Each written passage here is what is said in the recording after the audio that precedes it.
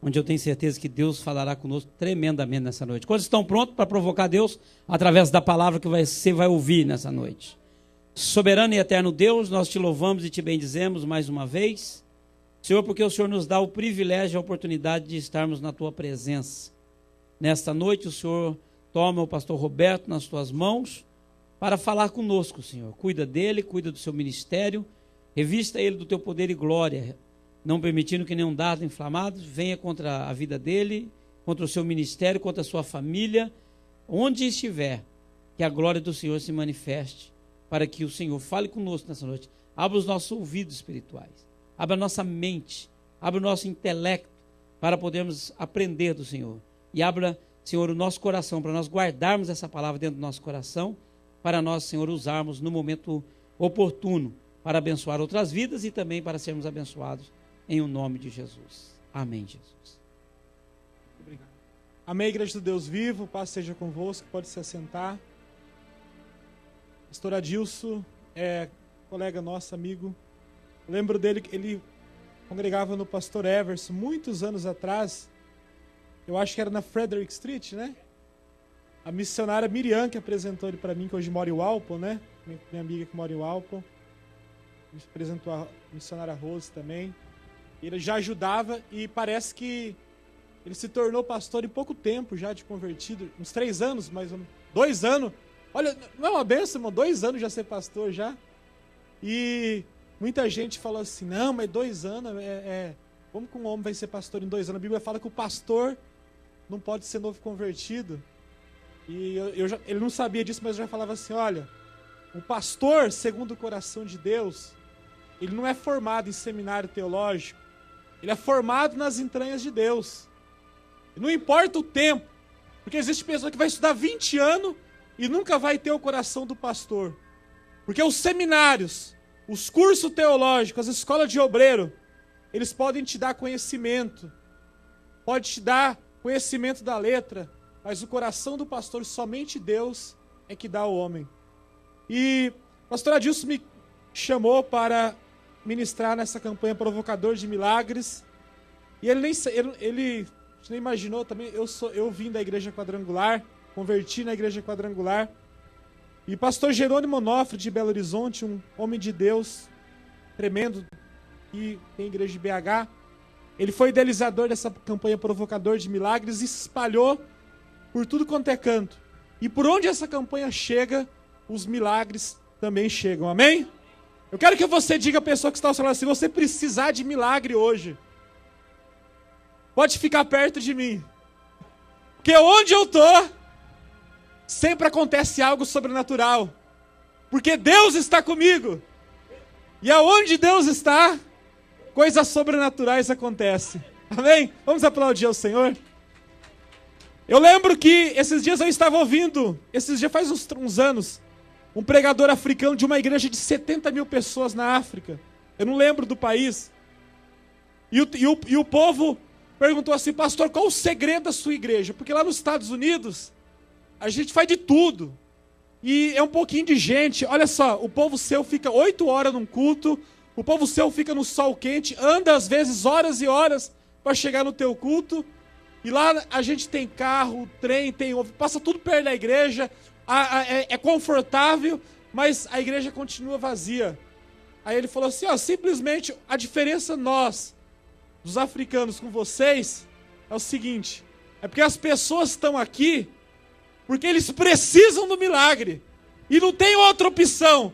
Ele falou assim, vou dar um exemplo para você, se você tem um plano de saúde, se você tá doente, com uma enfermidade de câncer, e você tem um plano de saúde, e o seu plano de saúde talvez seja o Neighborhood Plan, aqueles mais baratos. Se de repente você não for bem atendido, você pode trocar pro Golden, pro Silver. Tem um monte de hospital bom. Mas ele falou assim, mas aqui na África não tem jeito, porque o hospital aqui é caro. E mesmo que tenha hospital, ele não consegue receber um monte de gente doente que vem aqui. Porque 60% da população desse país tem AIDS, tem vírus HIV. Não tem hospital suficiente para esse povo.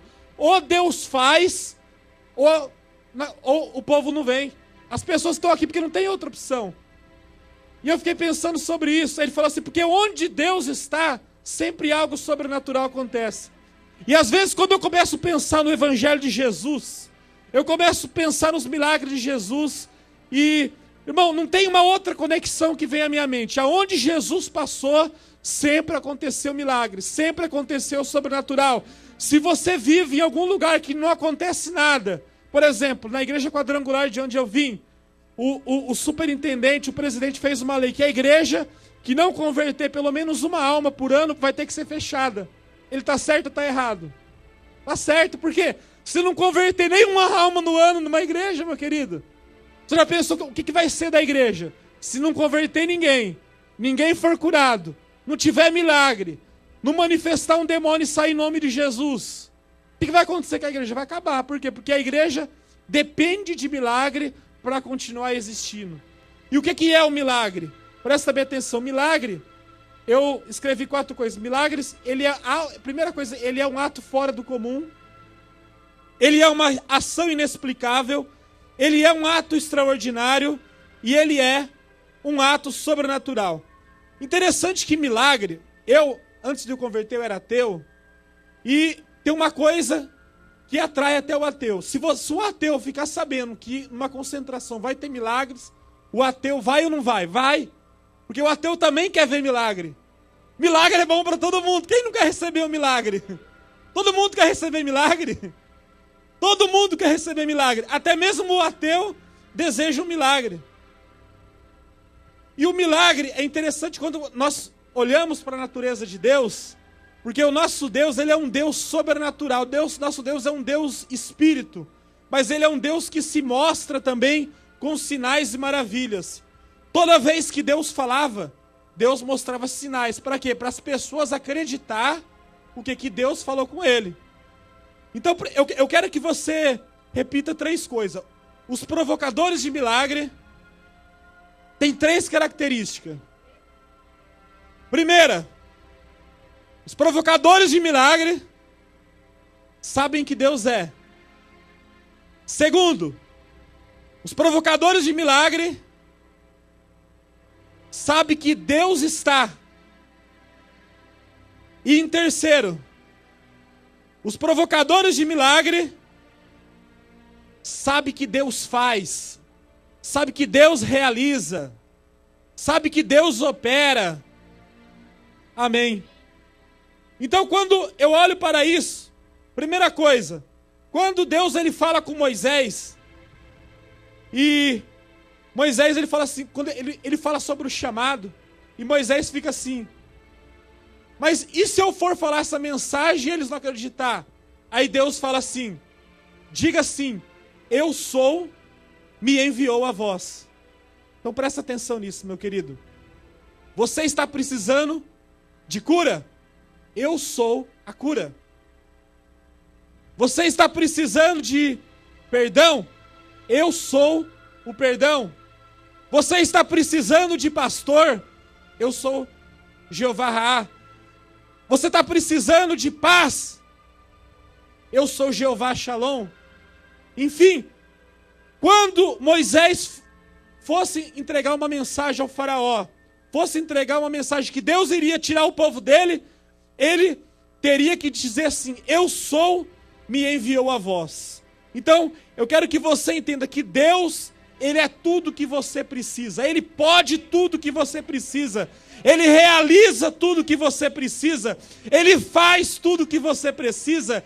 Ele é tudo que você precisa. Ele é perdão, ele é cura. Osborne, ele escreveu um livro esse livro marcou muito a minha vida. Porque quando eu converti, esse livro, graças a Deus, caiu na minha mão com apenas 3 meses de conversão. Era um livro vermelho que tinha um negócio assim, curar enfermos e expulsar demônios. Eu creio que esse livro deve ter por aqui ainda. E esse livro é um dos livros mais tremendos que eu já li. E nesse livro, Osborne fala dos milagres que Deus faz no ministério dele. Um homem que dedicou a vida dele toda e Deus faz milagre por onde ele passa. E ele falou assim, olha, eu vou dizer uma coisa para você. Onde eu faço cruzada, onde eu faço campanha, eu já tive muitas vezes com o pastor Benihim também.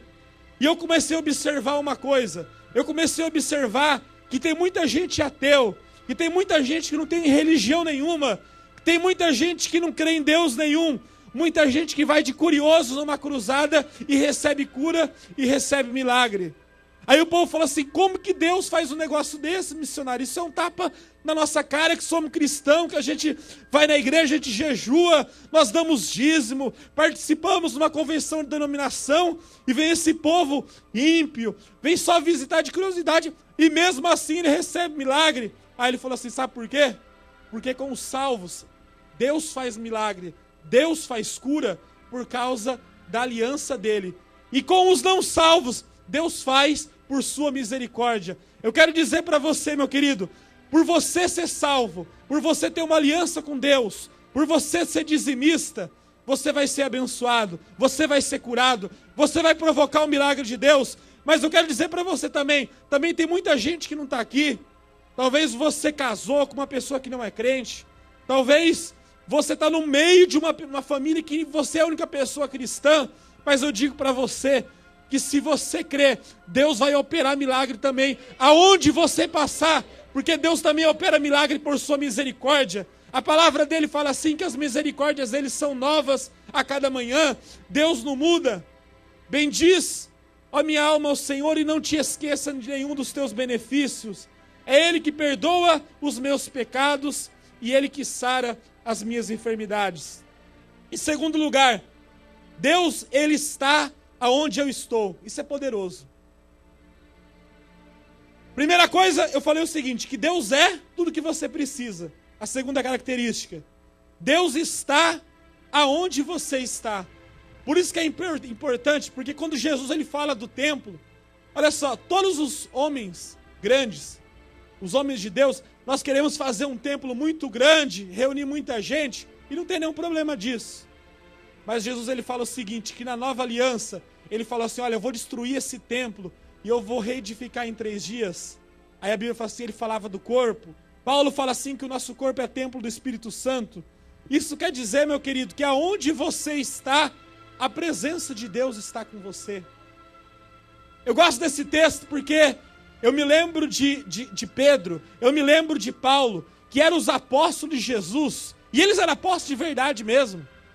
Presta bem atenção, eu fico vendo os apóstolos de hoje, de 2012, e os apóstolos igual Pedro e João. Por exemplo, os apóstolos de antigamente não tinha muito dinheiro.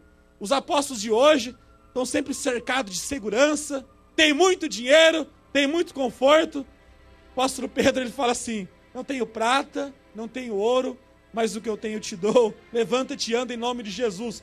Os milagres eram comuns na igreja primitiva.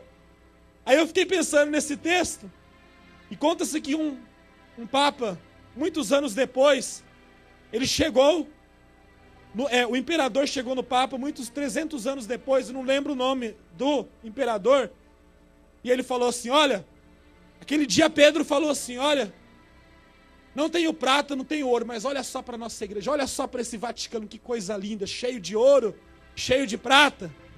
Mas aí, o Papa falou assim, olha, mas tem uma coisa também, a gente também não tem levanta-te anda em nome de Jesus faz tempo. Porque quando não tem problema do dinheiro, quando nosso coração não está lá, porque aquela irmã adolescente falou assim, quando você crê em Deus, tudo é acrescentado. Então, meu querido, por você ser abençoado, você vai se libertar desse espírito de dar cheque maranata. Ele voltará. Então, viu, nós somos homens de Deus, nós somos cristãos. Não é verdade? Deus está com a gente. Aí a gente vai no mecânico, vai lá e mete um cheque maranata lá. O cheque volta. O que a pessoa vai pensar? A pessoa vai pensar o quê? Que Deus não está com você. Por quê? Porque se Deus está com você, você é próspero também, meu querido. Você paga as suas contas, você tem a provisão de Deus. Você lembra quando vieram cobrar o imposto de Jesus? Jesus falou assim, não, vamos pagar sim. Então eu fico pensando, nós temos que representar bem o reino de Deus, porque nós somos embaixadores do reino de Deus.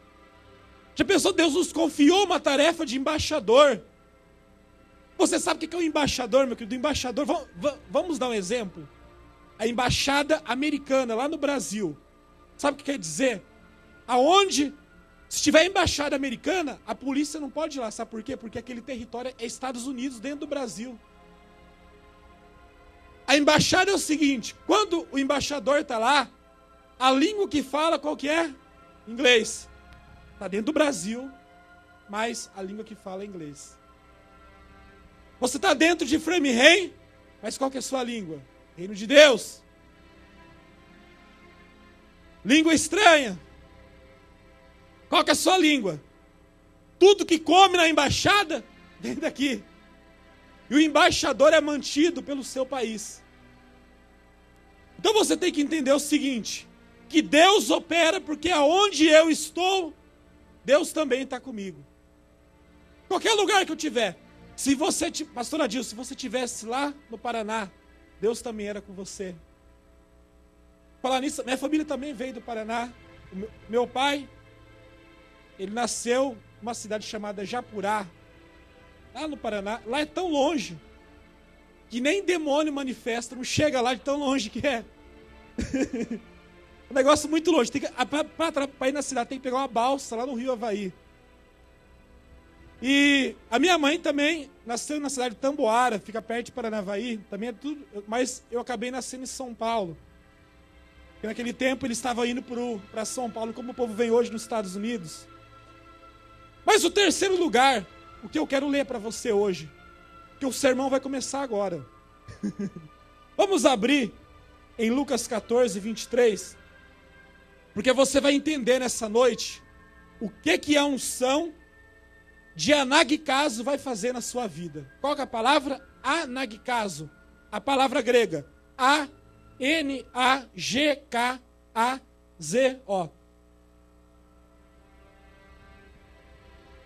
Tem como colocar essa palavra no screen da igreja? Não, né? Se pudesse, seria bom. Mas essa palavra grega, eu só vou ler um versículo, fica tranquilo. Fica tranquilo. Amanhã eu também tenho que trabalhar. 14, versículo 23. Lucas 14, versículo 23 diz assim: E disse o Senhor ao seu servo: Sai pelos caminhos e atalhos e força-os a entrar, para que a minha casa se encha.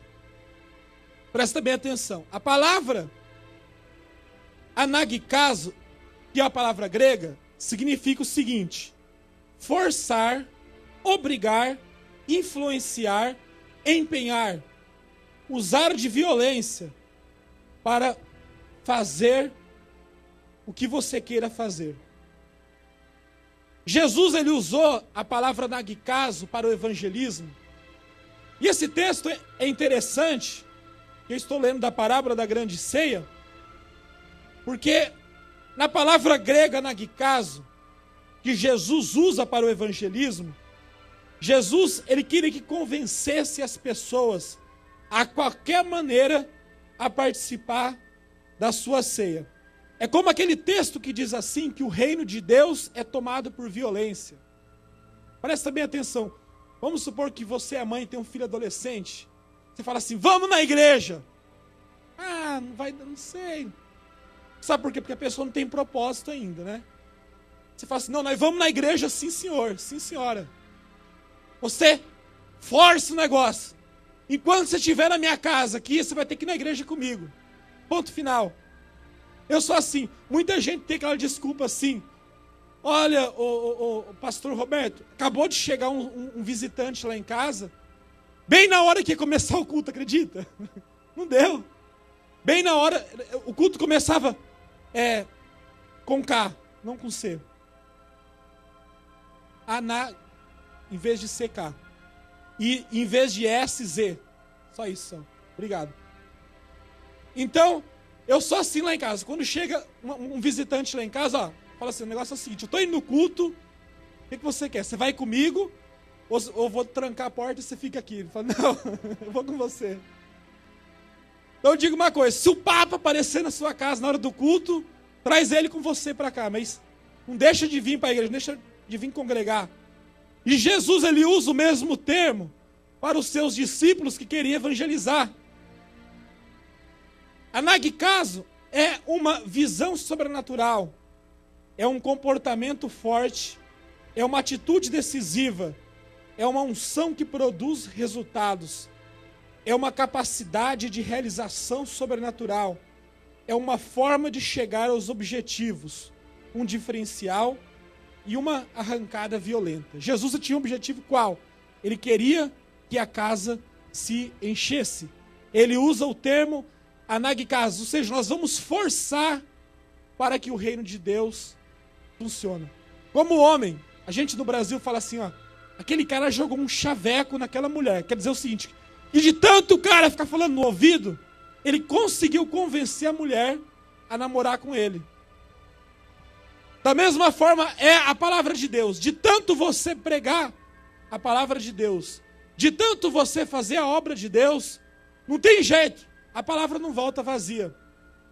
Você já viu, eu vou falar para você, se os cristãos evangélicos usassem a mesma estratégia que usam os testemunhas de Jeová, a igreja seria cheinha. Porque os testemunhas de Jeová, olha só, eles estão pregando a doutrina errada, mas estão fazendo certo. O trabalho deles é eficaz. Eles vão de 2 em 2 e eles persistente, fala no ouvido, até convencer a pessoa. E nós cristãos, chega lá, se você não quer, você vai ver também. A mesma ordem que Deus deu para me abençoar, Deus deu para amaldiçoar também. Já sai, já. Sou profeta de Deus, tá pensando o quê?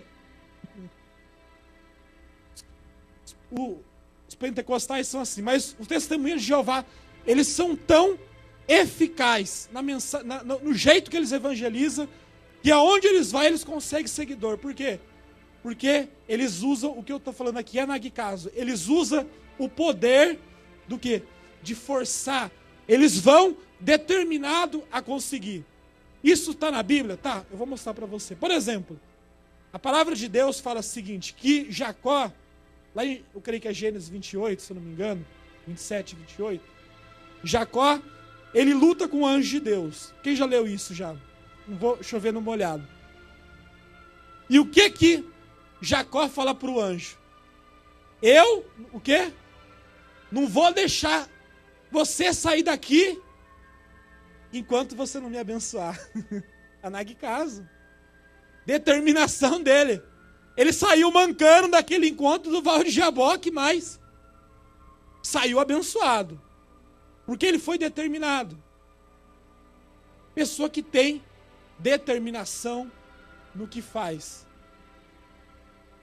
E muitas das vezes nós cristãos não somos assim. Primeira luta, primeiro vento que vem. E eu vou dizer para você não precisa conhecer muito da Bíblia, não. Olha, eu já li a Bíblia muitas vezes, talvez mais de 60 vezes inteira. Mas o meu padrasto, ele nunca leu nem a Bíblia inteira, ele só pega uns textos. E meu padrasto, é incrível como que ele ganha alma. Meu padrasto não sabe pregar em púlpito. E ele trabalha na pintura, quase toda semana, a pastora disso, ele chega de mim e fala assim, ô Roberto, vem cá, tem um cara aqui, ó, que trabalha comigo para precisa fazer a confissão de fé para aceitar Jesus, eu não sei falar, vem aqui. Quase toda semana ele me traz um. Por isso que eu falo, repita comigo, a parte da Bíblia que funciona é a parte que eu coloco em prática. Amém? Tá claro assim? Qual a parte da Bíblia mais poderosa? Posso tudo naquele que me fortalece? Todas as coisas somos mais que vencedores? A parte mais poderosa é a parte que você coloca em prática. Porque muita gente tem muito conhecimento teológico, mas não tem anagcazo, não tem autoridade de Deus para determinar o milagre. Olha só, esses dias atrás, faz mais ou menos um mês, eu estava assistindo aquele homem da Igreja Mundial, o Valdomiro Santiago, e ele estava em Curitiba, eu creio que havia 600 mil pessoas na concentração. E os bombeiros trouxeram uma mulher quase semi-morta. Não sei se alguém aqui talvez viu, alguém assiste, ele tem um canal no Dish Network, e eu fiquei assim, meu Deus do céu, o que vai acontecer agora? Porque se esse cara não mandar essa mulher levantar e andar, o negócio vai ficar feio, porque foi o bombeiro mesmo, né? Quando vai o bombeiro é porque não tinha solução. Chegou uma mulher semi-morta. Aí ele olhou para aquela mulher assim, soprou nela, bateu nela assim. E aquela mulher foi, aos poucos, a mulher não estava sem se mexer, estava quase semi-morta. Já tinha sido entregue para morrer em casa. E quando o homem de Deus, o profeta de Deus, orou por aquela mulher se levantou no meio da multidão, sentou lá na primeira fila, começou a adorar a Deus. Sabe o que aconteceu? A multidão ficou assim, meu Deus, glória a Deus. É isso que contagia o povo, meus irmãos. Porque as pessoas não se satisfazem mais com palavra bonita. E eu vou dizer para você, o único país que talvez a gente possa enganar alguém com palavras bonitas pode ser nos Estados Unidos. Mas no Brasil, na África, qualquer lugar que você for pregar do mundo, no Haiti, na América Central, se você não mostrar o Evangelho de Jesus, curando enfermos, expulsando demônio, ninguém acredita na gente, não. Aqui, chega lá, está aqui, ele é mestre em divindade, lá do Gordon Conwell Seminary. Aí fala, pastor, não, isso aqui pode pregar na minha igreja aqui. Todo mundo ouve ele aqui. O povo se contenta com isso. Eu não tenho nada contra teologia, também estudei teologia. Mas uma coisa eu sei, o apóstolo Paulo também falou, que o reino de Deus, o quê? Não consiste em persuasão de palavras humanas, mas o quê? Em demonstração de espírito de poder. E ele fala assim, quando eu fui pregar para vocês, Paulo tinha um vocabulário maravilhoso, ele sabia muitas línguas, mas ele falou assim, eu fui nos dons do Espírito Santo, pregando para vocês em demonstração de espírito e em demonstração de poder. Porque se Deus não operar, nós estamos enrolados, meu querido. Eu quero dizer para você, nessa parábola, aguenta aí, mais 10 minutos só. Eu quero que você levanta do seu lugar e você olha para essa palavra aqui. Levanta do seu lugar só por 1 minuto só. E você vai levantar sua mão direita. E você vai usar agora a sua fé. Eu só vou dar 1 minuto para você. Você já está ouvindo a palavra, a fé vem pelo ouvir. E você vai determinar agora, em nome de Jesus, que saia todo mal que está afetando a sua vida, doença, enfermidade. Eu quero que nesse momento, fecha teu olho agora, meu querido. Coloca uma música de fundo, meu querido. Toda a igreja agora, levanta a sua mão direita. E eu quero que você comece a orar em voz alta agora, a determinar o seu milagre nesse momento. Vai, começa. Levanta a música, irmão. Deixa o povo orar. Senhor, determina o Senhor um grande milagre nessa noite, Senhor. Nós não queremos palavras bonitas, Senhor. Nós queremos a manifestação da sua glória.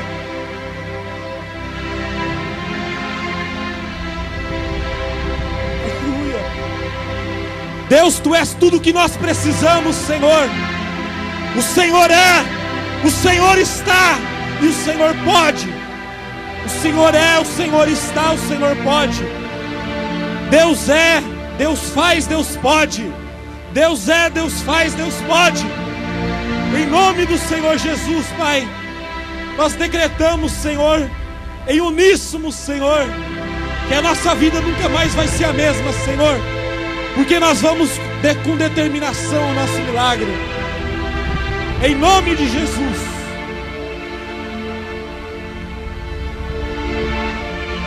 Anague caso de Deus na sua vida, meu querido. Você vai usar a sua fé para ligar o natural ao sobrenatural. Pode sentar no seu lugar que eu vou terminar daqui a pouco. Primeira palavra fala da Santa Ceia. Jesus, ele fala para os discípulos chamar as pessoas a participar da ceia, mas um fala assim, eu casei e não posso ir. Não é verdade? Minha mulher está grávida, eu não posso ir na igreja hoje. E já ouvi essa desculpa, né? Mas sua mulher, mas eu tenho que ficar com ela também, né? Porque se eu vou e ela fica, sabe como que ela era. Casei e não posso ir.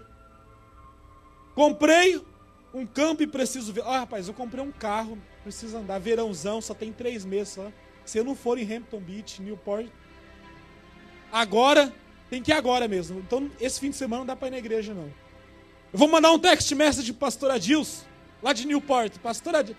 Ainda tem gente que manda uma foto ainda no iPhone, né? Estou em Newport. Não quero nem saber, meu querido. Não, pior é que isso. Tem gente, estou na CVS. Não quero nem saber se está na CVS. Não quero saber da sua vida, não. Estou no Walgreens. Estou no McDonald's. Para mim é a coisa mais comum do mundo, uma pessoa estar nesses lugares. Então, outro fala assim, comprei 5 juntas de boi e preciso experimentá-lo e não posso ir. Todo mundo usou uma desculpa para não participar da ceia. Na segunda tentativa, os convidados, Jesus fala assim, fala o seguinte, chama os mendigos, os cegos, os coxos. Sabe, lá no Brasil, o meu pastor da Quadrangular, sabe o que ele fazia para conseguir gente para a igreja? Ele fazia um sopão. Ele fazia a campanha de quinta-feira, era 7 horas, e o sopão 6 horas. Então, só a igreja indo já era uns 200. Com o sopão de graça, é 500 pessoas na campanha. Porque fala a verdade, onde tem comida, fala assim, ajuda também, né? Jesus, aonde ele pregava, ele multiplicava pão. A palavra fala assim que os discípulos estavam unidos no partir do pão, né? Então, comida parece que atrai gente também. E a palavra de Deus fala assim que eles chamaram mendigo, cego, coxo. Mas mesmo assim, só alguns foram. Mas na terceira tentativa, os discípulos usaram o anaguicaso de Deus. Uma pessoa falou o seguinte, olha Roberto, o seu problema é que você fica no meio dos lobos. Você condiz com eles e não faz nada. Porque 98% das igrejas, me falaram domingo, estão pregando o evangelho errado. Aí eu falei assim, olha, mas a palavra de Deus fala assim que Jesus ele mandou os apóstolos como ovelha em meio aos lobos. Sempre houve lobos, sempre haverá. Mas o negócio meu é pregar o evangelho, meu querido. Tem igreja que fica aí, as pessoas, pastor pegando no pé, quer que o cara seja mais santo do que Deus. Nem ele mesmo é. Fica assim, porque na minha igreja o que importa é qualidade, não é quantidade. É da quantidade que se tira a qualidade. Se tiver 100 pessoas, o que a palavra fala assim? De cada 4 terras, apenas uma terra é terra fértil. E eu prefiro o pecador dentro da igreja do que fora, porque pelo menos dentro da igreja, uma hora ele ouve a palavra de Deus e muda de vida. Eu gosto de ver lá na boate, dançando, como que ele vai ouvir a palavra de Deus? E a palavra de Deus fala assim, que os discípulos foram, o que aconteceu? Quando eles tomaram o quê? Uma força brutal, aí Jesus fala assim, aquela palavra de 14:28, sai pelos caminhos e atalhos e obriga-o a todos a entrar para que a minha casa fique cheia. Então, meu querido, a partir de hoje você vai ter determinação no que você faz. Sabe por quê? Porque aonde você tocar as suas mãos, você é abençoado, porque Deus está aonde você está. Eu quero dizer para você, estava lendo um negócio que eu achei interessante, mas a verdade é o seguinte, meu querido. Na mão de Moisés, olha só, o que era um galho de árvore? O que é um galho de árvore para nós aqui? Um galho de árvore para nós, talvez para espantar, bater num cachorro, sei lá, jogar o cachorro para fora do barraco. Mas na mão de Moisés, era instrumento que Deus usou para abrir o Mar Vermelho. Depende das mãos que está. Na nossa mão, um estilingue pode ser apenas para matar um passarinho. Mas na mão de Davi e na mão de Deus, foi o que Deus usou para derrubar o gigante Golias. Fala assim, depende nas mãos de quem está. Na mão do menino, 5 pães e 2 peixinhos. Mas na mão de Jesus o quê? Alimento para mais de 5.000 homens. Depende das mãos de quem está. Na mão do profeta Elias, um pouco de óleo, um punhado de farinha. Mas quando cai na mão do profeta de Samaria, quando cai na mão do profeta Elias, aquilo lá, Deus multiplicou, porque ela foi lá e deu para o profeta primeiro. Nas mãos da mulher viúva, apenas um pouquinho de azeite. Mas quando cai no profeta Eliseu, aquele azeite é suficiente para encher todas as vasilhas da sua casa, todas as do vizinho, e ela pôde pagar todas as contas e viver ainda do resto. Sabe por quê? Porque depende nas mãos de quem está. Prego nas minhas mãos pode significar a construção de uma casa, mas prego nas mãos de Jesus, do meu Salvador, significa a salvação do mundo inteiro. Depende nas mãos de quem está.